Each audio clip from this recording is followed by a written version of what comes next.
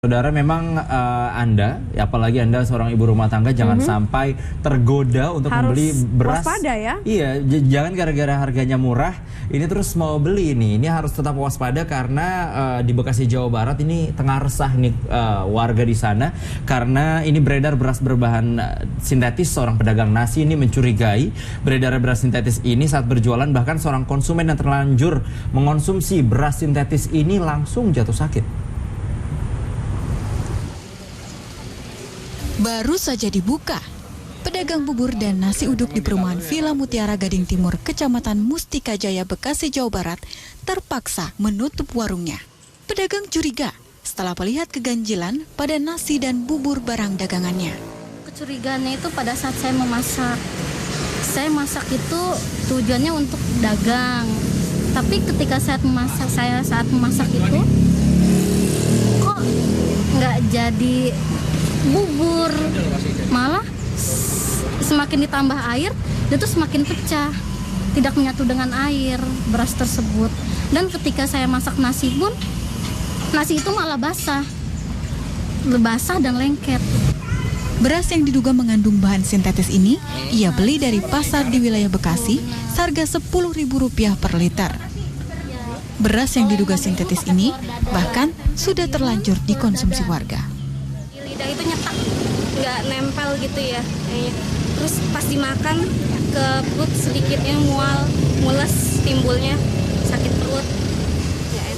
Pihak kelurahan setempat telah mengambil sampel beras yang diduga sintetis untuk diuji di laboratorium Badan POM. Dugaan beras sintetis di wilayah Bekasi akhirnya ditelusuri Dinas Perindustrian, Perdagangan dan Koperasi Kota Bekasi, Jawa Barat. Sidak dilakukan di Pasar Tanah Merah Mustika Jaya, Kota Bekasi pada Selasa pagi. Ini kan diamankan dulu, Pak. Iya.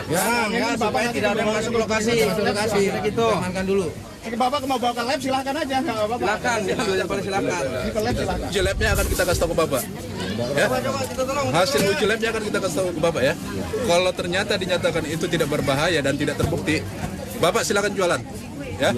Bapak silakan jualan, Pak ya. Boleh saya tanya, Pak? Yang mau diuji lab itu yang mana, Pak? Gini. Ya, terus? Ini toko-toko kita.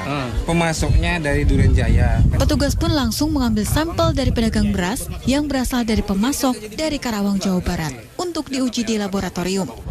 Oknum yang bermain dalam peredaran beras palsu ini bisa diseret ke ranah pidana. Yang bisa membuktikan itu hasil uji lab.